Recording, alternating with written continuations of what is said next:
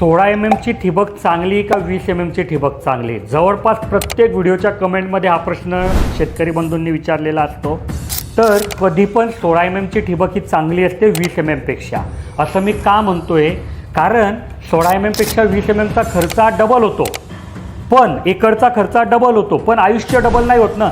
मग खर्च करून जर फायदा नाही तर काय उपयोग? बऱ्याच शेतकऱ्यांना काय वाटतं की 16 mm पेक्षा 20 mm ची ठिबक जास्ती पाणी टाकते, पण ते पण चुकीचं आहे.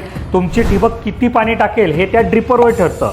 आता जर 16 mm मध्ये पण तासाला 4 लिटर किंवा तासाला 2 लिटर पाणी पडण्याचं ड्रिपर लावलं आहे आणि तेवढंच 20 mm मध्ये, तर पाणी वेगळं कसं पाडेल? तर हे सोडून जर तुमच्याकडे काही कारण असेल की ज्याच्यामुळे शेतकऱ्यांनी 20 mm ची ठिबक वापरावी, तर ते कमेंटमध्ये सांगा. मला पण तेवढी माहिती भेटेल आणि बाकी शेतकऱ्यांना पण भेटेल. पण खर्च डबल होतोय आणि आयुष्य डबल होत नाही आहे, तर तुम्ही कधी पण 16 mm ची ठिबक वापरावी. तर तुम्हाला जर ही मी दिलेली माहिती आवडली असेल तर व्हिडिओला लाईक करा.